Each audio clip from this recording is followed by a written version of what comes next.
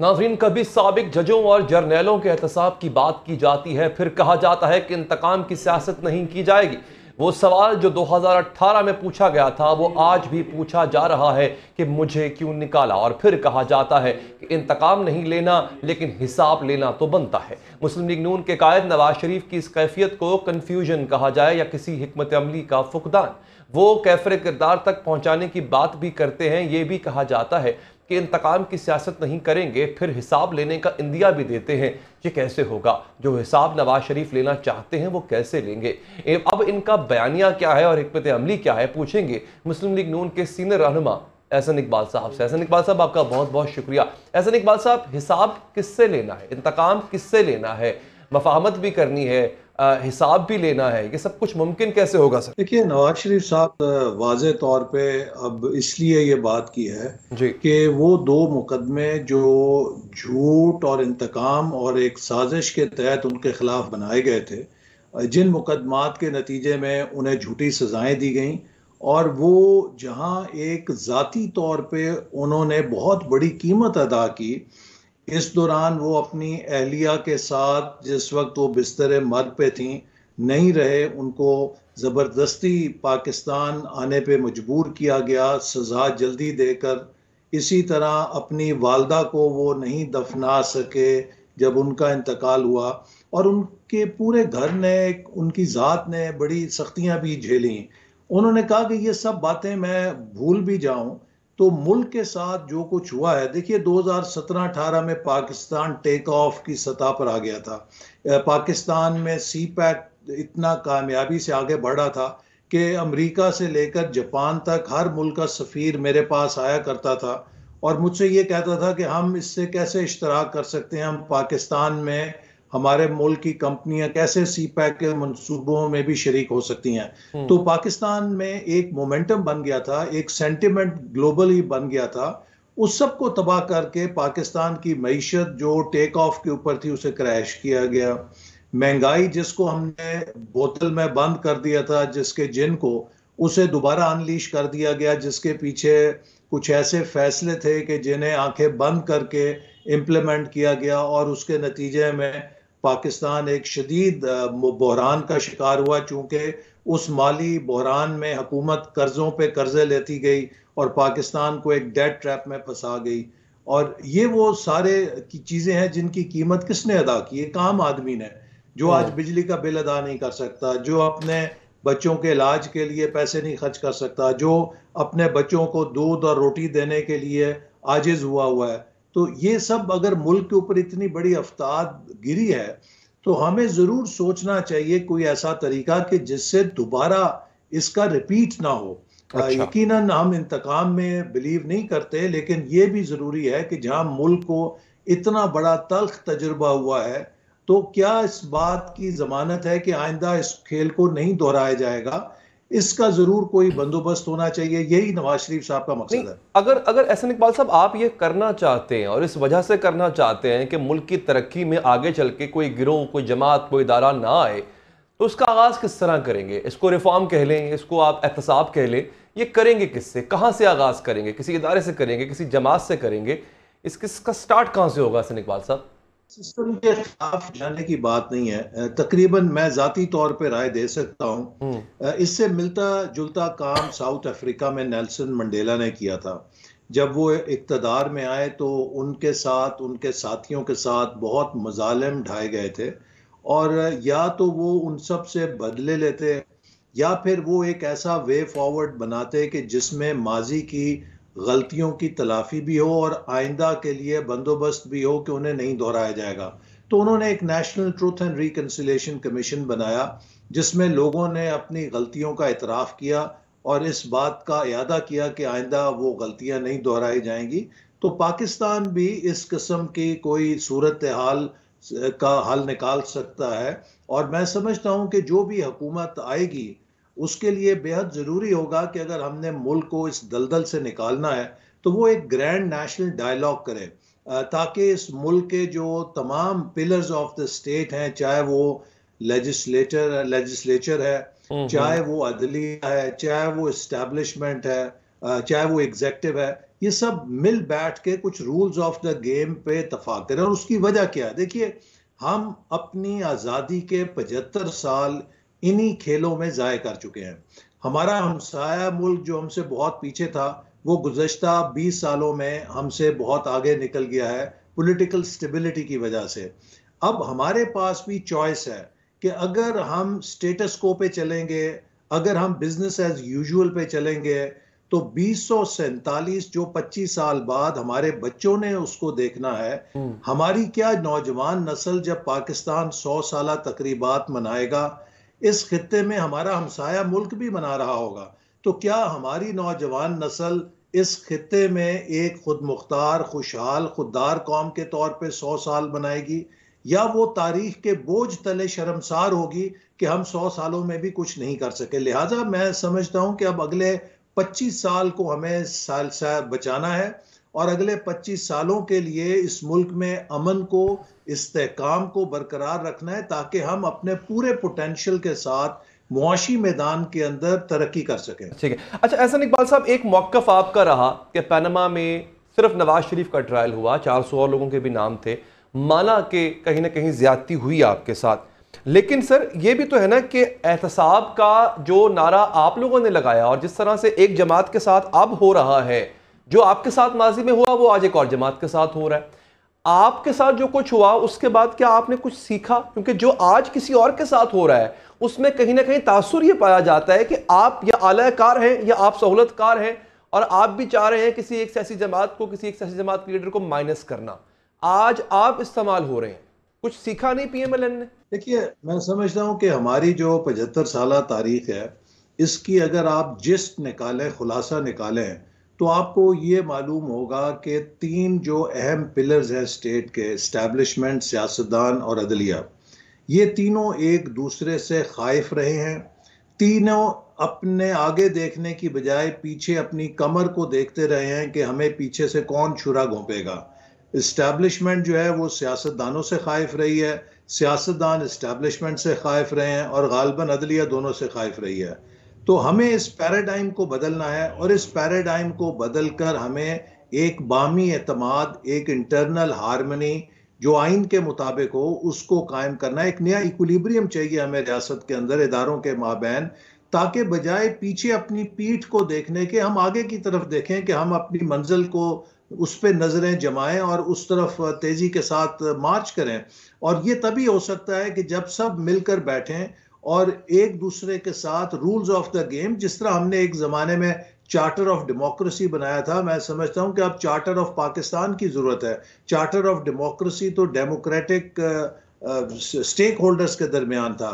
पाकिस्तान के आइन के तहत एक चार्टर ऑफ पाकिस्तान हो जिसमें तमाम रियासत के इदारे अपने जिम्मेदारियों को अदा करें, एक दूसरे से कॉन्फ्लिक्ट में नहीं बल्कि एक दूसरे के साथ हारमनी के साथ। यही एक रास्ता है जिसके जरिए हम अमन और इस्तेहकाम कायम कर सकते हैं। और अमन इस्तेहकाम अगर कायम होगा तभी मईशत चलेगी, और अगर नहीं होगा तो आप दुनिया के बेहतरीन माहिरीन ला के बैठा दें, वो भी फेल हो जाएंगे। अच्छा चलें, आपके बकौल तहरीक इंसाफ अपने ही बोझ तले दबी, उसकी अपनी गलतियां थी सर। आपने एक बयानिया उस वक्त दिया कि ये वो जमात है, ये वो हुकूमत है जिससे पाकिस्तान सही डायरेक्शन में जा रहा था, डायरेक्शन उसकी तब्दील कर दी, महंगाई के बोझ तले पाकिस्तान दब गया। आप आए 16 माह आपने हुकूमत की, कुछ ठीक नहीं कर सके बल्कि उल्टा मजीद ख़राब कर गए सर। महंगाई आपने कई गुना ज़्यादा बढ़ा दी। मुझे ये बताइए, अब आवाम के पास क्या बयानियाँ लेके जाएंगे आप? क्या मंशूर होगा आपका आवाम को बताने के लिए, उनसे वोट मांगने के लिए? आप क्या उनके सामने रखेंगे? देखिए, जो कुछ पीएमएलएन के साथ हुआ और जिन हालात का आज पीटीआई सामना कर रही है, इनमें ज़मीन आसमान का फ़र्क है। पीएमएलएन ने कहीं किसी जगह खुद को पैरों में शूट नहीं किया था। जैसे नवाज शरीफ साहब ने आज कहा कि मैंने तो किसी के खिलाफ साजिश नहीं की, आर्मी चीफ के खिलाफ नहीं की, किसी चीफ जस्टिस के खिलाफ नहीं की, हमने तो सिर्फ एक इकनॉमिक एजेंडे पे काम किया था।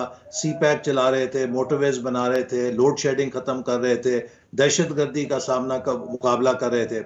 जो पीटीआई ने जो कुछ किया वो बहुत मुख्तलिफ है। मैं आपको 3-4 मिसालें देता हूँ। मिसाल के तौर पे जब तहरीक अदम एतमाद हो गई तो उसके बाद एक गैर आईनी तौर पे असेंबली बरतरफ करने की कोशिश की गई और उसके ऊपर सुप्रीम कोर्ट का मुत्तफिका फैसला आया कि ये मावराए आइन इकदाम है। और आपको पता है कि आर्टिकल 6 क्या कहता है कि अगर आप आइन को सबवर्ट करें तो उसकी क्या सजा है, और वो भी दैट वाज लेट गॉन।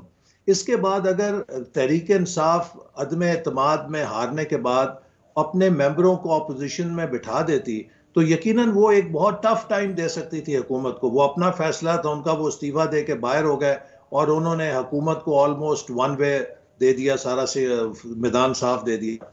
इसके बाद क्या ये उनको किसी ने मशवरा दिया था हुकूमत ने या इस्टेब्लिशमेंट ने कि जी आप पंजाब और खैबर पख्तूनख्वा में अपनी हुकूमतें अपने हाथ से ज़िबा करके खुद को बिल्कुल छतरी ख़त्म करके आसमान के नीचे, खुले आसमान के नीचे खड़ा कर लें। ये उनका अपना फैसला था। फिर क्या उनको किसी ने, हमने मशवरा दिया था कि आप जो है नैब का कानून जो है जिसको हमने इस्लाह कर दी थी और हमने कोई उसमें सहूलत नहीं ली थी अपने लिए, हम तो भुगत चुके थे नैब, लेकिन जो सुप्रीम कोर्ट, हाई कोर्ट के फैसले थे उनकी रोशनी में हमने नैब के कानून में वो तरामीम के जो उसको मौजूदा कानून के साथ हारमोनाइज करें वो की। इमरान खान साहब उसको लेकर सुप्रीम कोर्ट में चले गए और बंदयाल साहब से वो पुराना ड्रैकोनियन नैब का लॉ वापस बहाल कराया जिसकी जद में अब वो खुद आए हुए हैं। ये तो उनका अपना फैसला था। इसी तरह जो 9 मई को जो कुछ हुआ, पाकिस्तान की तारीख में इसकी मिसाल नहीं मिलती। आप ये देखिए कि जुल्फ़िकार अली भुट्टो साहब को फांसी लगी, पीपल्स पार्टी के कारकुनों को कोड़े लगे। क्या कभी किसी ने कोर कमांडर हाउस पे हमला किया? मुशर्रफ साहब के मार्शल में मुस्लिम लीग नून पे सबसे सफ़े अव्वल पे तमाम सख्तियाँ हुई, क़यादत को तशद्दुद किया गया, गिरफ्तार किया गया, जिला वतन किया गया। मैं खुद बहुत सारी चीज़ों से गुजरा हूँ। क्या कभी मुस्लिम लीग नून के किसी रहनुमा ने या कारकुन ने कोर कमांडर हाउस को जलाया या पत्थर मारे या फौज को निशाना बनाया? हमारा निशाना मार्शल एडमिनिस्ट्रेटर होता था, फौज का इदारा नहीं होता था। पीटीआई ने एक मुनज़्ज़म तरीके के साथ पाकिस्तान की फौज में तकसीम पैदा करने की कोशिश की, पाकिस्तानी फौज में बगावत पैदा करने की कोशिश की और पाकिस्तानी फौज की तनसीबात पे हमला किया जैसे कि एक दहशतगर्द गिरोह हमला करता है। अब ये जो रवैया है या ये जो हरकत है, अगर ये अमेरिका में, बरतानिया में, किसी भी बड़ी जमहूरियत में कोई सियासी जमात ये सब इकदामात करेगी तो उनको भी इसी सलूक से गुजरना पड़ेगा। अमेरिका में जिन लोगों ने कैपिटल हिल पे हमला किया, 18-18 साल उनको कैद की सजा सुनाई गई है, उनको जेलों में डाला गया है। हर मुल्क की, चाहे वो जमहूरी हो चाहे वो आमरीत हो, कुछ रेड लाइंस होती हैं रियासत की कि अगर आप उसकी हुर्मत ख़त्म कर दें तो फिर हर चीज़ ख़त्म हो जाती है। देखिए जो इंसानी रिश्ते हैं या मुआशरा है उसमें कुछ वैल्यूज़ होती हैं, कुछ जिनके ऊपर वो कायम होता है। जब आप उनको ख़त्म कर दें तो एनार्की हो जाती है। तो मैं समझता हूँ कि पीटीआई, मेरा सर ये सवाल था ना सर, आपने ये ठीक कहा कि जी ये गलतियां हैं, तहरीक इंसाफ की गलतियां होंगी, कल को अदालत में इसका फैसला भी हो जाएगा कि ये वाकई इनकी गलतियां थी जो जिन पे सजा बनती है, हो सकता है ऐसा हो। बट अगेन सर सवाल मेरा वही है, आपके पास अवाम को देने के लिए अब बयानियां क्या है? तब आपने कहा था इनकी हुकूमत चोर है, तब आपने कहा था इनकी हुकूमत ने महंगाई की है, हम आके सब कुछ ठीक कर देंगे। आप आए, आपसे कुछ ठीक नहीं हो पाया, अब क्या?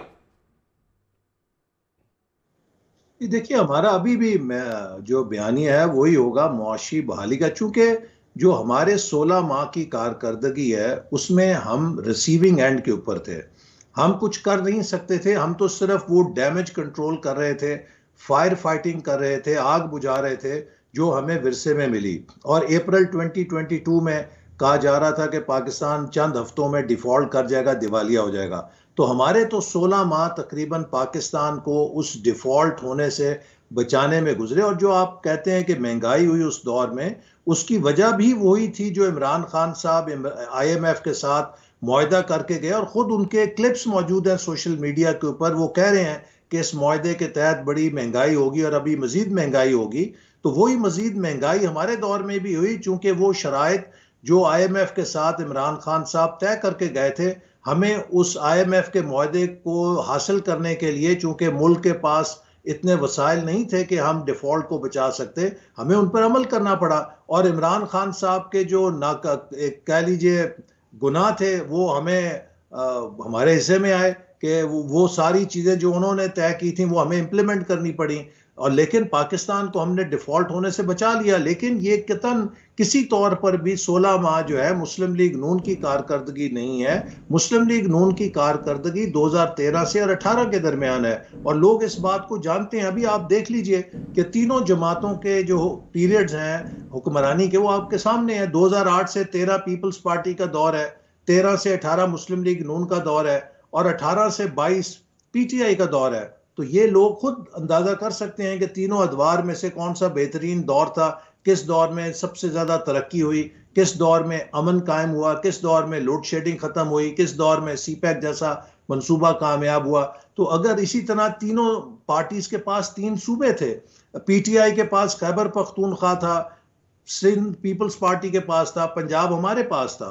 आप तीनों सूबों की तरक्की का मुवाजना कर लें, क्या पीटीआई कह सकती है कि जो शक्ल उसने पेशावर की बनाई है वो पूरे मुल्क के शहरों की बनाएगी? क्या कराची की जो शक्ल पीपल्स पार्टी ने बनाई है वो कह सकती है कि हम कराची जैसी तरक्की बाकी भी मुल्क को देंगे? अलबत्ता हमने जो पंजाब के अंदर तरक्की का मॉडल बनाया था उसकी सब तारीफ करते थे, दुश्मन भी तारीफ करते थे। और हम कह सकते हैं कि जैसी हमने पंजाब के सूबे में 10 सालों में तरक्की की थी वैसी ही तरक्की हम सिंध, बलूचिस्तान, खैबर पख्तूनख्वा में भी करके दिखाएंगे। तो लोग हमारी सलाहियत को और हमारी कारकर्दगी को उससे बखूबी वाकिफ हैं। सर, आपकी उस 5 साल दौर में कर्जे भी बेशुमार लिए गए, ये भी आप पर है। आप लोगों ने ऐसे आईपीपीज के साथ मुआहदे किए जिनके कैपेसिटी चार्जेस के बदले आज हमारा गर्दिशी कर्जा सर पे चढ़ा हुआ है। तो ये कुछ ऐसी चीजें हैं कि जो कि आपके दौर में एडहॉक तरीके से की गई, ये इल्जाम आप पे लगता है। आपके कायद नवाज शरीफ थे, आपके पास तजुर्बाकार टीम थी। प्रॉब्लम सर ये है कि इन 16 माह के अंदर भले ही आप चीजें बेहतर ना करते, जहां पे तरीके साफ हुकूमत छोड़ के गई थी कम से कम वहीं तक रहने देते, मजीद खराब क्यों हो गई? नहीं, देखिए, मैं आपको इसकी मिसाल ऐसे दूंगा कि अगर आप किसी पहाड़ से एक भारी पत्थर को नीचे की तरफ लुढ़का दें तो वो पत्थर जो है एक स्विच के साथ रुक नहीं जाता जहां पे वो गिर रहा होता है। और अगर आप उसको रोकने की कोशिश करते हैं तो वो रुकते रुकते भी नीचे की तरफ जाके फिर रुकता है। तो इसी तरह जो इतनी बड़ी मईशत है ये कोई इलेक्ट्रिक सर्किट से नहीं चलती कि स्विच ऑफ किया तो अंधेरा हो गया, स्विच ऑन किया तो रोशनी हो गई। इसका एक इनर्शिया होता है, और अगर आपने उसको संभालना भी है तो वो संभलते संभलते कम से कम 2 से 3 साल ले लेती है। तो इसीलिए हमारे दौर में जो हमारा सबसे बड़ा चैलेंज था, मईशत को इस बुरी तरह गर्दाब में फंसा गए थे पीटीआई वाले और इमरान खान, और जो मुआहदा जैसे मैंने कहा आईएमएफ से कर गए थे जिसकी शराइत, अगर आप मिसाल के तौर पे डिवैल्यूएशन हो रही है तो उसका नतीजा महंगाई पे पड़ेगा। अगर आप सब्सिडी खत्म कर रहे हैं पेट्रोल और डीजल से, पेट्रोल डीजल महंगा होगा, उससे महंगाई आएगी। और अगर आप पेट्रोल डीजल महंगा होने देंगे तो उससे बिजली के और गैस के नर्ख बढ़ेंगे, उससे भी महंगाई होएगी। तो ये सारे कॉस्ट पुश फैक्टर्स जिनसे महंगाई हुई, इनका ताल्लुक उस मुआहदे से था जो इमरान खान साहब करके गए। और खुद उनके वजीर कहते थे कि शुक्र है कि हम हुकूमत से निकल गए वरना लोगों ने बड़े पत्थर मारने थे। तो हमने तो मुल्क को अपना पॉलिटिकल कैपिटल कंज्यूम करके डिफॉल्ट होने से बचाया, और आज अल्हम्दुलिल्लाह दुनिया में किसी जगह कोई पाकिस्तान के डिफॉल्ट होने की बात नहीं कर रहा। मैं समझता हूं कि ये उस कोलेशन गवर्नमेंट की बड़ी कामयाबी थी। और जहां तक आपने पीएमएलएन की टीम का कहा, देखिए अगर हमारी अकेली हुकूमत होती तो फैसला साजी का और अंदाज होता, उसकी स्पीड और होती। लेकिन जब 12 जमातों की कोलेशन हो तो यकीनन जहां उसके फवायद होते हैं उसके कुछ नुकसानात भी होते हैं कि आपको बहुत देर लगती है फैसला करने में, सबको साथ लेके चलने में, और सबके मुतालबात भी होते हैं। तो वो एक बड़ा यूनिक दौर था जिसमें सब जमातें सिर्फ एक पॉइंट पे इकट्ठी हुई थी कि हमने पाकिस्तान को डिफॉल्ट होने से बचाने के लिए इश्तराक करना है, और उसमें हम कामयाब रहे। अच्छा अच्छा, फिर अगर हम बारी बारी उन चैलेंजेस का जिक्र करें जो मुल्क को पहले भी दरपेश थे, अब आपकी गवर्नमेंट लेट से एग्ज्यूम करते हैं इलेक्शन में आप जीतते हैं, जैसे आप पॉपुलैरिटी का दावा कर रहे हैं, आती है, तो सर एक बहुत बड़ा मसला होगा गर्दशी कर्जे का, उससे कैसे हल करेंगे आप? जी देखिए, जो गर्दिशी कर्जा है इसको समझने के लिए जरूरी है कि ये पैदा क्यों होता है। इसकी बुनियादी जो मुहर्रक है वो ये है कि जो आपकी कॉस्ट ऑफ जनरेशन है और जो आपकी रिकवरी है उसमें फ़र्क होता है। और जब आपकी इसमें फ़र्क होता है, जो आपकी लागत है और जो आप रिकवर कर रहे हैं, तो जितना आप बिजली ज़्यादा पैदा करते हैं उतना वो गर्दिशी कर्जा बढ़ता चला जाता है। अब इसकी वजूहात में कई वजूहात है। मिसाल के तौर पे कुछ लीकेजेस हैं, कुछ थेफ्ट है, कुछ गवर्नेंस का मामला है, और हमें अपनी जो लागत है पावर जनरेशन की उसको कम करना है। इसके लिए हमें जो इम्पोर्टेड फ्यूल है वो एक बहुत बड़ा जरिया है फ्यूल को महंगा करने में। तो इसीलिए हुकूमत ने 10,000 मेगावाट सोलर एनर्जी का प्रोजेक्ट शुरू किया था कि हम सोलर की तरफ कन्वर्शन से अपनी जो ओवरऑल लागत है जनरेशन की उसको कम कर सकें। इसी तरह जो हमें रिफॉर्म्स की ज़रूरत है कि जो डिस्ट्रीब्यूशन है उसके अंदर एफिशिएंसी लाएं, फिर जो रिकवरीज हैं उसके अंदर जो थेफ्ट है या लीकेजेस है उसको ख़त्म करें। इसमें जो एक बहुत बड़ा मसला है वो ये है कि वफाकी इदारों के पास इन्फोर्समेंट की कोई सलाहियत या कैपेसिटी नहीं है और उनका रोल भी नहीं है। वो डिपेंडेंट होते हैं लॉ इन्फोर्समेंट के इदारों पर, या मिसाल के तौर पर सूबाई हुकूमत के ऊपर जिनके पास लॉ इन्फोर्समेंट के इख्तियारात हैं। एक इसका हल तो ये है मुमकिन कि जो इलेक्ट्रिसिटी की डिस्ट्रीब्यूशन है उसको सूबों के ज़िम्मे किया जाए, या जो डिस्ट्रीब्यूशन कंपनीज हैं वो सूबों की जिम्मेदारी हो, ताकि सूबाई हुकूमतों के पास इन्फोर्समेंट है, पुलिस है, रेवेन्यू स्टाफ है, वो रिकवरीज कर सकते हैं और वो वफाक से बिजली खरीदें। जो सूबा अपने लोगों को मुफ्त बिजली देना चाहता है या सस्ती देना चाहता है वो उसमें सब्सिडी कर दे। ये किसका हल है। लेकिन वफाक के पास अमलन ये सलाहियत नहीं है कि वो बिजली पैदा करके जब तकसीम करता है तो वो उसकी रोकथाम कर सके जो चोरी है, चूंकि उसके पास इन्फोर्समेंट का मैकेनिज्म सूबों की सतह पर नहीं होता। दूसरा इसका हल ये है कि डिस्कोस को प्राइवेटाइज किया जाए ताकि उसके अंदर एफिशिएंसी आ सके। तो ये सारी रिफॉर्म्स हमारे पेश नज़र है और इंशाअल्लाह ताला हम इनको बरूए कार लाएंगे। लेकिन मैं ये बात ज़रूर आपको रिकॉर्ड पे लाना चाहूँगा कि जो 2013 और 18 में हमारा टेन्योर था उसमें हमने रिकवरीज की रेशियो बहुत इंप्रूव की थी। अच्छा। और जो लीकेजेस हैं उन पर भी काफी हद तक काबू पाया था। ठीक है। और जो आपके बड़े चैलेंजेस हैं सर वो पहले भी रहे, अगेन आगे भी होंगे। डॉलर का बढ़ना, कैपेसिटी चार्जेस जो कि एक बहुत बड़ा मसला है और ये तोहफा आपकी इससे पिछली गवर्नमेंट का तोहफा है सर। एक्सपोर्ट बढ़ाना, इन तीनों को कैसे आप टैकल करेंगे?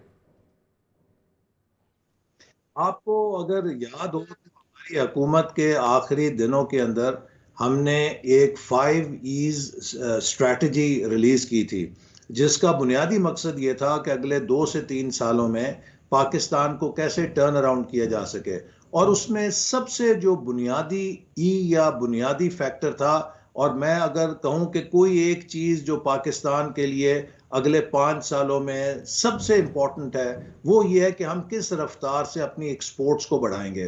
देखिए, हमने अगले 3 सालों में $72 अरब के कर्जे अदा करने हैं। अब इन कर्जों को अदा करने के लिए या आप मजीद कर्जा ले सकते हैं या दोस्त ममालिक से मदद ले सकते हैं। दोनों तरीके जो हैं वो हमारे लिए काबिले कबूल नहीं होने चाहिए। हमें अपने वसाइल से अपनी जो अदायगी हैं उन्हें भी करना है और अपनी मुस्तकबिल की ज़रूरत के लिए ज़र मुबादला हासिल करना है। उसके 3 अहम ज़राए हैं। पहला ज़रिया यह है कि हम अपनी एक्सपोर्ट्स को फोकस करें और ख़ास तौर पे पहले ही साल आते हुए हम $3 अरब 10% इंक्रीज लें फाजल। और ये आसानी से मुमकिन है कि अगर हम अपनी एक्सपोर्ट्स की जो वैल्यू चेन है उसमें से जो मुख्तलिफ बॉटलनेक्स हैं ख़त्म करें, तो जो शख्स $100 की एक्सपोर्ट करता है वो $110 भी बासानी बढ़ा सकता है। सो अगर हम $3 अरब की एक्सपोर्ट को फौरी तौर पर बढ़ा लें, $3 अरब की इंपोर्ट सब्सटीट्यूशन कर लें, और ये भी मुमकिन है। हम बहुत सारी ज़रूरी अजनास बिला ज़रूरत और बिला वजह इंपोर्ट करते हैं जबकि हम उन्हें खुद प्रोड्यूस कर सकते हैं। इसी तरह कई सामान तायुश है जिसको हम कमी ला सकते हैं। और कम से कम $3 अरब हम हुंडी और हवाला से वाइट चैनल में ले आएं, चूंकि पाकिस्तान में अगर $20 अरब वाइट चैनल से रिमिटेंस आती है तो 15 से $20 अरब हुंडी और हवाले से आ रही है। हमें मैकेनिज्म्स और इंसेंटिव्स ठीक करने हैं और ये वो तीनों स्ट्रीम्स ऐसी हैं कि जो हमारे अपने इख्तियार में हैं, हमारी अपनी मेहनत के ऊपर हैं, अपने वसाइल के ऊपर इनका इन्हिसार है। तो मैं समझता हूं कि जो मुस्तकिल और देरपा हल होगा वो बैरूनी इमदाद या बैरूनी कर्जों की बजाय हमें अपने इंजन को स्टार्ट करना है मईशत के, और टॉप ऑफ विच इज कि हम किस तरह से एक एक्सपोर्ट लेड ग्रोथ को अब फौरी तौर पे अपना तरक्की का हदफ बनाएं। हमने 75 सालों में इस चीज़ को इग्नोर किया है। अब हमारा मुस्तकबिल इस बात पर है कि हम अपने जो मौजूदा एक्सपोर्ट की सतह 30 अरब डॉलर की है, इसको 100 अरब डॉलर पे क्या 5 से 8 साल में ले जा सकते हैं या 15 साल में लेके जाएंगे। 15 साल तक अगर हमने इंतजार किया तो फिर हम शायद डूब जाएंगे, लेकिन अगर हम अगले 5-8 सालों में एक जंप लगा के, जस्ट लगा के अपनी एक्सपोर्ट्स तेजी के साथ बढ़ा सकें, तो मैं समझता हूं कि ये एक सबसे बाइख्तियार अंदाज है, बावकार अंदाज है, और अपने वसाइल के जरिए हम खुददार कौम के हैसियत से अपनी जिम्मेदारियों को, अपनी अदायगियों को पूरा करने की पोजीशन में आ सकते हैं। ठीक। अच्छा सर, आखिर में ज़रा ये बताइएगा, हमने नेशनल लेवल पे तो बात कर ली, कि ज़रा यूँ कह लें कि मकामी सतह पे गुफ्तगू होने जा रही है। आपका हल्का और वहाँ पे दानियाल अजीज़ साहब के साथ आपका एक तनाज़ा चल रहा है, कोई उसका हल निकला सर? मुझे इस बात पे समझ नहीं आई, अफसोस ही है, मैंने तो कोई जवाब नहीं दिया। लेकिन दानियाल अजीज साहब ने वो जबान बोली है कि जो बिलावल भुट्टो जरदारी साहब बोल रहे थे, और उन्होंने महंगाई की सारी जिम्मेदारी मुस्लिम लीग नून पे डालने की कोशिश की है और पीटीआई को उससे बरी ज़िम्मा करने की कोशिश की है। मैं नहीं समझता कि कोई शख्स जो खुद को मुस्लिम लीग नून का दानिश्वर कहे या समझे कि बहुत वो काबिल है, वो इस तरह की बात किसी जाती मुखासमत में कैसे कर सकता है। अगर उन्होंने मुझे भी हदफ का निशाना बनाया तनकीद का, तो बिलवास्ता तौर पे तो मुस्लिम लीग नून पे ही अटैक किया ना। तो मैं समझता हूं कि अगर कोई तहफ़्फ़ुज़ात थे उनके, तो वो अंदर पार्टी के बात करनी चाहिए थी। इस तरह मीडिया की जीनत नहीं बनाना चाहिए, और ख़ास तौर पे इतने गैर जिम्मेदाराना बयानात कि प्राइस मॉनिटरिंग कमेटी जो है वो मुल्क के अंदर महंगाई की जिम्मेदार है। मैं समझता हूं कि एक कॉलेज के बच्चे को भी पता है कि मुल्क के अंदर महंगाई जो है उसका ताल्लुक वजारत मनसूबाबंदी से नहीं होता, उसका ताल्लुक जो है वो होता है मनी सप्लाई से, उसका ताल्लुक होता है इंटरेस्ट रेट से, उसका ताल्लुक होता है एक्सचेंज रेट से, उसका ताल्लुक होता है जो पीओएल की प्राइसेस हैं, उसका ताल्लुक होता है जो यूटिलिटीज़ की प्राइसेस हैं। इन सारी चीज़ों पे उसका दारोमदार होता है। तो ये एक बहुत ही गैर जिम्मेदाराना बयान था, और मैं उम्मीद करता हूं कि वो इस पे ज़रूर पार्टी से माजरत करेंगे। ठीक है। एहसन इकबाल साहब, आपका बहुत बहुत शुक्रिया, आपने प्रोग्राम के लिए वक्त निकाला। यहाँ वक्त हुआ है ब्रेक का, और ब्रेक के बाद हाजिर होंगे।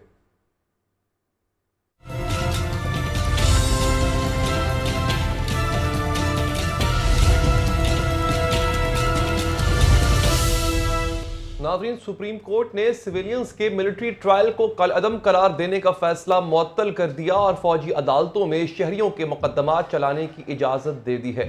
जस्टिस सरदार तारिक मसूद की सरबराही में 6 रुकनी लार्जर बेंच ने आज फौजी अदालतों में सिविलियंस के ट्रायल कलअदम करार देने के फैसले के खिलाफ इंट्रा कोर्ट अपीलों पर समाअत की।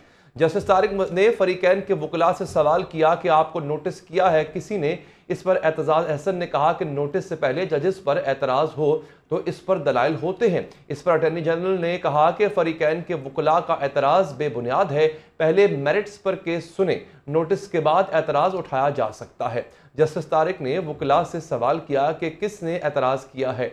इस पर सलमान अकरम राजा ने कहा कि एतराज़ जवाद एस ख्वाजा ने किया है। जस्टिस तारिक ने जवाब दिया कि जवाद एस ख्वाजा का अपना फैसला है, जज की मर्जी है वो एतराज़ पर बेंच से अलग हो या ना हो। मैं नहीं होता तो बेंच से अलग क्या कर लेंगे। लतीफ़ खोसा ने कहा कि आप बैठकर हमारे एतराज़ के बावजूद केस सुन रहे हैं। इस पर जस्टिस तारिक ने कहा तो क्या खड़े होकर केस की समाअत करें। अटॉर्नी जनरल दौरान समाअत गुस्से में आ गए और कहा कि जब नोटिस नहीं तो एतराज़ कैसे सुना जा सकता है। जिन्होंने एतराज़ किया वो खुद तो अदालत में नहीं, बेहतर है पहले बेंच अपीलों पर समाअत का आगाज़ करे। जस्टिस तारिक ने कहा कि फौजदारी केसेस में भी कोई फैसला दूसरी जानिब को नोटिस किए बगैर मुअत्तल नहीं होता। अभी फैसला मुअत्तल नहीं हुआ और नोटिस के बगैर नहीं हो सकता। सलमान अकरम राजा ने दलाइल में कहा कि अदालत ट्रायल कलअदम करार देने का फैसला हमें सुने बगैर मुअत्तल नहीं कर सकती। जस्टिस तारिक ने कहा कि 2 लाइन में एक कानून की पूरी सेक्शन को कलअदम करार दिया गया। इस दौरान वजारत दिफा के वकील ख्वाजा हारिस ने कहा कि हर सिविलियन का ट्रायल फौजी अदालतों में नहीं हो रहा। सिर्फ उन सिविलियंस का ट्रायल फौजी अदालत में होगा जो कौमी सलामती के लिए खतरा है। फौज की तहवील में 104 अफराद 7 माह से मौजूद हैं। अदालत ने पूछा कि क्या ट्रायल मुकम्मल हो गए थे। अटॉर्नी जनरल ने बताया कि कुछ मुल्जिमों पर फर्द जुर्म आयद हो गई थी, कुछ पर होना थी। बहुत से मुल्जिम शायद बरी हो जाए, जिन्हें सजा हुई वो भी 3 साल से ज़्यादा नहीं होगी। इस पर अदालत ने सवाल किया कि आपको कैसे मालूम है कि सज़ा 3 साल से कम होगी। अटॉर्नी जनरल ने बताया कि कम सज़ा में मुल्जिमों की हिरासत का दौरानिया भी सज़ा का हिस्सा होगा। अदालत ने कहा कि इंट्रा कोर्ट अपीलों पर फैसले तक 102 अफराद के ट्रायल का हतमी फैसला नहीं किया जाएगा और फौजी अदालतों में ट्रायल का हतमी फैसला सुप्रीम कोर्ट के फैसले से मशरूत होगा। अदालत ने फरीकैन के दलाइल सुनने के बाद फौजी अदालतों में ट्रायल कलअदम करार देने का 23 अक्टूबर का फैसला मुअत्तल कर दिया। अदालत ने फैसला 5-1 से सुनाया। जस्टिस मुसर्रत हिलाली ने 5 जजों के फैसले से इख्तलाफ किया। सुप्रीम कोर्ट के फैसले के बाद बानी पीटीआई और रहनुमाओं और कारकुनों की मुश्किलात में इजाफा और उनके गिर्द शिकंजा सख्त हो गया है। बात करेंगे, हमें ज्वाइन किया है हमारे मुल्क के मारूफ कानूनदान बैरिस्टर सलाहुद्दीन साहब ने। बैरिस्टर साहब, आज के फैसले को किस तरह देखते हैं? बतौर वकील आपकी क्या ऑब्जर्वेशन? जी, मैं समझता हूँ कि आज का जो फैसला है उसका जो भी पाकिस्तान में जमहूरियत की और बुनियादी हकूक़ की बात करते हैं तो उन सब के लिए ये हुक्म इम्तनाई जो है वो तशवीशनाक फ़ैसला है। देखें, इसमें 2 चीज़ें हैं। एक तो असूली तौर पे सुप्रीम कोर्ट की लार्जर बेंचेस ने मेरम अली के केस में, लियाकत हुसैन के केस में, जहां बड़ी संगीन दहशतगर्दी के मामलात थे, उसमें भी सुप्रीम कोर्ट ने कहा कि अगर कोई दहशतगर्द भी है, अगर वो सिविलियन है, तो उसकी जो ट्रायल है वो बहरहाल आम सिविल अदालतों में होनी है, चूँकि मिलिट्री कोर्ट्स जो हैं वो सही मानों में अदालतें ही नहीं हैं और उनके सामने जो कार्रवाई है उसको आप ट्रायल नहीं तसव्वुर कर सकते। और एक फेयर ट्रायल हर एक मुल्जिम, चाहे उसका जितना भी संगीन जुर्म हो। अच्छा, नहीं सर, इसमें ऐसा है ना कि अगर आपको फेयर ट्रायल में ये होता है ना कि आपको वो पूरा प्रोसेस फॉलो हो, इवन मिलिट्री कोर्ट्स में भी आपको अपील का हक मिल रहा है। तो अगर आपके पास अपील का हक है, उस पर पूरी की पूरी ट्रांसपेरेंसी है, इंसाफ होता नजर आ रहा है, तो फिर क्यों नहीं? और ये भी तो सच है ना सर कि जिन लोगों का ट्रायल हो रहा है मिलिट्री कोर्ट्स में, उन लोगों ने कौमी सलामती के लिए खतरा बने थे, उन लोगों ने फौजी तंसीबात पे हमला किया था। मतलब ये कोई ऐसे लोग तो है नहीं कि राह चलते किसी को उठा लिया। उन्होंने पूरे पाकिस्तान में एक आग फैलाने की कोशिश की थी, उन्होंने पाक फौज पे हमला किया था। तो अगर ये मिलिट्री कोर्ट में ट्रायल इनका होता है और पूरी ट्रांसपेरेंसी के साथ होता है, तो फिर मसला क्या है?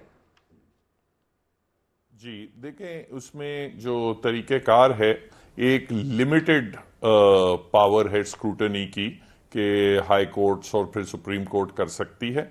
और माजी में हमने मिलिट्री कोर्ट्स के सामने जो केसेस हुए हैं उनमें उनके सामने जो कार्रवाई हुई है उसमें ये देखा है कि आपको याद होगा कि 21वीं तरमीम वाले केसेस में, और उसमें आपको याद होगा कि उन दहशतगर्दों को ट्राई करने के लिए आईनी तरमीम की ज़रूरत पड़ी थी। सिर्फ एक आर्मी एक्ट में तरमीम करके उनकी ट्रायल नहीं हो सकी थी, उसमें आईनी तरमीम ज़रूरी पड़ी थी।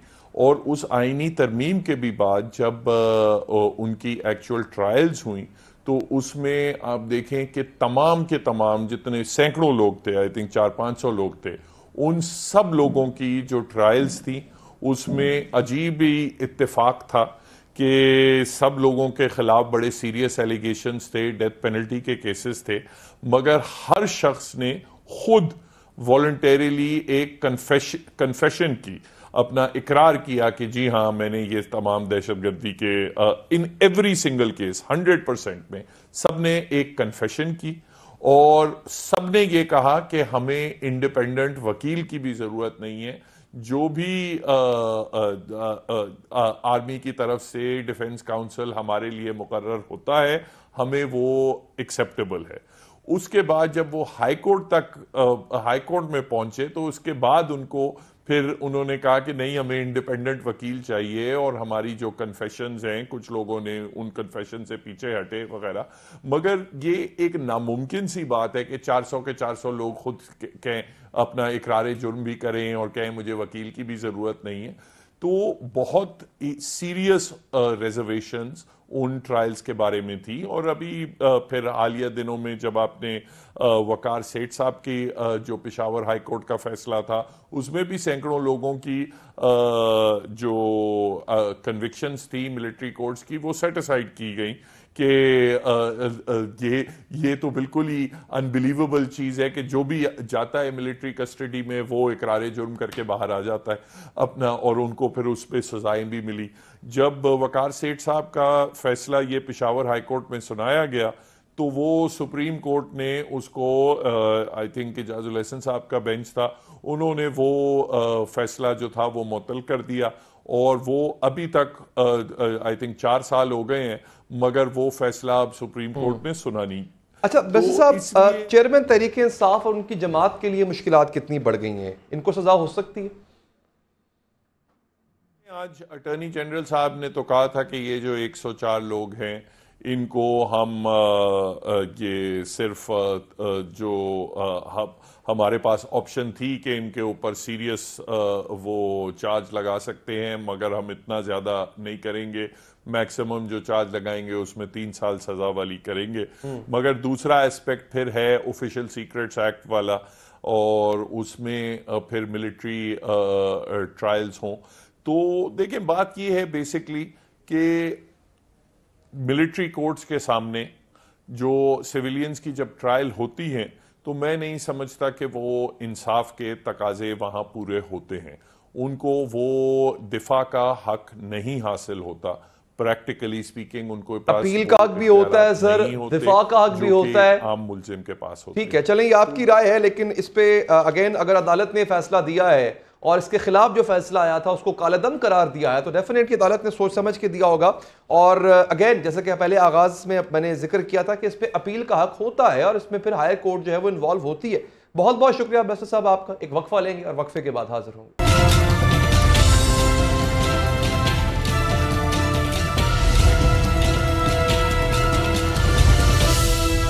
जिसका सच पसंद ना आए उसके सच पर सवाल उठा दो, जो हक मांगे इसे रास्ते से हटा दो। यही भारत की गैर कानूनी और मुजरिमाना हथकंडे हैं, लेकिन यही हथकंडे अब भारत के अपने गले का तौक बनने लगे, क्योंकि कड़ियां मिल रही हैं, उंगलियां उठ रही हैं और वारदातों में भारतीय हाथ बेनकाब हो रहे हैं। भारत की आलमी साख पर सवालिया निशान लग चुका है। भारत मोदी सरकार की इंतहा पसंद पॉलिसियों की भेंट चढ़ चुका है। कनाडा के बाद अब अमेरिका से भी भारत के सिफारती ताल्लुकात अंजमात का शिकार हो गए हैं। अमेरिकी सदर जो बाइडन ने भारत का अहम तरीन दौरा मंसूख कर दिया है। जो बाइडन ने 26 जनवरी को भारत के यौम जमहूरिया पर मेहमान खुसूसी बनना था और फिर 4 मुल्कों के इत्तेहाद क्वाड की मीटिंग 27 जनवरी को होना थी। क्वाड अमेरिका, भारत, जापान और ऑस्ट्रेलिया पर मुश्तमिल 4 ममालिक का एक नेटवर्क है। क्योंकि जो बाइडन भारत आने से इनकार कर चुके हैं, इसका मतलब है क्वाड की मीटिंग भी नहीं होगी। इस इनकार की वजह यह है कि मगरबी ममालिक में भारतीय इंटेलिजेंस नेटवर्क की जानिब से कत्ल की मुख्तलिफ साजिशें बेनकाब हुई थीं। भारत एक तरफ मगरबी ममालिक का इत्तेहादी होने का दावा करता है, दूसरी जानिब वो इन्हीं ममालिक की सरजमीन पर कत्ल गारत गरी की साजिशों को भी तैयार करता है। अभी कुछ दिन पहले अमेरिका की सरजमीन पर एक सिख रहनुमा को कत्ल करने का मंसूबा सामने आया था। इस मंसूबे को अमली जामा पहनाने के लिए भारत के एक सरकारी मुलाजिम ने अमेरिका में मौजूद निखिल गुप्ता से रब्ता किया। निखिल गुप्ता पर भारत में मनशियात और असलहे के स्मगलिंग के केसेस थे। इसे यकीन दहानी कराई गई कि वो सिख रहनुमा को कत्ल करने के लिए सहूलतकारी करे तो भारत में मुकदमात खत्म कर दिए जाएंगे। निखिल गुप्ता ने उजरती कातिल से रब्ता किया, लेकिन ये सारी कार्रवाई अमरीकी हुक्काम की नज़र में आ चुकी थी और भारत की जानिब से अमरीका में मौजूद सिख रहनुमा के कत्ल की साजिश नाकाम बना दी गई। इससे पहले कनाडा में भी एक सिख रहनुमा हरदीप सिंह नजर को कत्ल किया गया और कनाडा के वजीर आजम ने ऐलान किया था कि इस कत्ल में भारत के मुलव्विस होने के शवाहिद है। भारत ने आलमी सतह पर सिख रहनुमाओं के खिलाफ क्रैकडाउन की जो मनसूबाबंदी की, अब इसके शवाहिद भी सामने आ गए हैं। दी इंटरसेप्ट नामी मीडिया इदारे ने एक खुफिया मेमो का इंकशाफ किया। ये मेमो भारत की वजारत खारजा ने अप्रैल 2023 को जारी किया था। इसमें हिदायत दर्ज थी कि मगरबी ममालिक में सिख तंजीमों के खिलाफ क्रैकडाउन किया जाए। आलमी मीडिया भारत के दीगर करतूतों का पर्दा भी फाश कर रहा है। भारत के मनफी हथकंडों पर अमरीकी अखबार वाशिंगटन पोस्ट ने चशमकुशा रिपोर्ट शाया की है। रिपोर्ट के मुताबिक भारतीय वज़ीर आज़म पर जो भी तनकीद करता है इसे सोशल मीडिया पर निशाना बनाया जाता है। इस काम के लिए बाकायदा एक इदारा बनाया गया है। बात करेंगे इसी हवाले से, हमें ज्वाइन किया है साबिक वज़ीर खारजा जनाब खुर्शीद महमूद कसूरी साहब ने। कसूरी साहब, शुक्रिया आपका। सर, भारत के लिए मुश्किलात उसकी अपनी इंटेलिजेंस एजेंसी पैदा कर रही है all over across international arena. आपको क्या लगता है कि ये जो कार्रवाइयां भारत की हैं, ये मगरिब किस तरह देख रहा है इनको? नहीं, देखें, इसको देखने का यह तरीका नहीं है जी। इंटरनेशनल रिलेशंस में अंग्रेजी का लफ्ज़ होता है नुआंस, उसमें यह नहीं होता इधर या उधर। हाँ, एक सिग्नलिंग आप ज़रूर कह सकते हैं। तो ये बिल्कुल ठीक बात आपने की कि जो पहले वो सिख एक रहनुमा कनाडा में जब कत्ल किए गए, तो एक 5 आइज़ जो है क्लोज इंटेलिजेंस कोऑपरेशन, जो कलीदी इत्तेहादी हैं मगरबी दुनिया के, वो अमेरिका, बरतानिया, ऑस्ट्रेलिया, न्यूजीलैंड, ये उसमें शामिल हैं, और कनाडा। ये 5 इनको कहा जाता है 5 आइज़, ये इंटेलिजेंस शेयर करते हैं। इसीलिए जब वो जो इनके लीडर जो निज्जर उनका आखिरी नाम था, जब उनको कत्ल किया गया, तो जब कनाडा ने चार्ज लगाया तो इंडिया ने बड़ा शोर वोर मचाया कि नहीं ये है वो है, सही बात नहीं। तो उनको फ़ौरन कॉशन कर दिया गया अमेरिका और बरतानिया की तरफ से कि आपको इसकी इंक्वायरी करवानी चाहिए, इन्वेस्टिगेशन करानी चाहिए। हिंदुस्तान इस गलत फहमी का शिकार था कि क्योंकि उनको अब चीन के अगेंस्ट इनकी ज़रूरत है, तो वो हर काम कर गुजरे जो अमेरिका या रूस करते रहे हैं माजी में, और वो करते ये रहे हैं कि अपने मुखालिफिन को जब जैसे चाहे गैर मुल्की टेरिटरी में भी जाए कुछ कर देते हैं। लेकिन ये जो है ये वही करते हैं जो कि अपने आप को जंगल का बादशाह समझते हैं। हिंदुस्तान को एक गलत फहमी होने लगी थी कि वो भी अभी उसी कैटेगरी में आ रहा है, तो उन्होंने फौरी तौर पर बता दिया, अंग्रेज़ी का लफ्ज़ है रैप ऑन द नकल्स। उन्हें कहा नहीं भाई, नहीं, ये आपके लिए नहीं है, बर्दाश्त नहीं किया जाएगा कि आप अमेरिकन सॉइल पे ये करें। और ये ऐसे नहीं हुआ, ये बड़ा सीरियसली लिया गया है। और उनके सेक्रेटरी ब्लिंकन ने ये रेस किया था। फिर जेक सलिवन नेशनल सिक्योरिटी एडवाइज़र हैं, उन्होंने जो हिंदुस्तान के नेशनल सिक्योरिटी एडवाइज़र हैं उनके साथ ये बात की थी। फिर प्रेसिडेंट बाइडन जब आए थे G20 के लिए, उन्होंने प्राइम मिनिस्टर मोदी को और कनाडा वाले ने, दोनों ने अलर्ट किया था। और अब तो वहाँ CIA के भी गए हैं, और उनके ये जो हैं FIA के भी लोग गए हैं, और इतने लोग गए 5, 6, 7 हो के आ चुके हैं। और ये ठीक है, ये पर्दादारी में इसलिए किया जा रहा है, अगर हिंदुस्तान के ताल्लुकात अच्छा ना होते तो काफ़ी सीधी सादी उनको बात सुनाई जाती। लेकिन ये जो मैसेजिंग बड़ी क्लियर है। और ये कि जी क्वाड को जो पोस्टपोन हुआ है, मैं समझता हूँ कि ये अमेरिकन सदर के लिए बड़ा मुश्किल होता कि एक तरफ तो आप कह रहे हैं कि जी हमारी सरजमीन पे हिंदुस्तान हमारे शहरियों को कत्ल कर रहा है, तो इनके लिए बड़ा मुश्किल हो जाता प्रेसिडेंट बाइडन के लिए, अगर वो चाहते भी आना, ठीक है, कि वो जाए और वो लोकल क्रिटिसिज्म फेस करें। हाँ। एक ऐसे टाइम और फिर वापस अपने घर भी आए तो वहां पे भी क्रिटिसिज्म उनको फेस करना पड़ता। कसूरी साहब, आपका बहुत बहुत शुक्रिया, आपने अपना वैल्यूएबल टाइम दिया। नाज़रीन, प्रोग्राम से अब तक के लिए इतना ही, मुझे दीजिए इजाजत। अल्लाह निगहबान।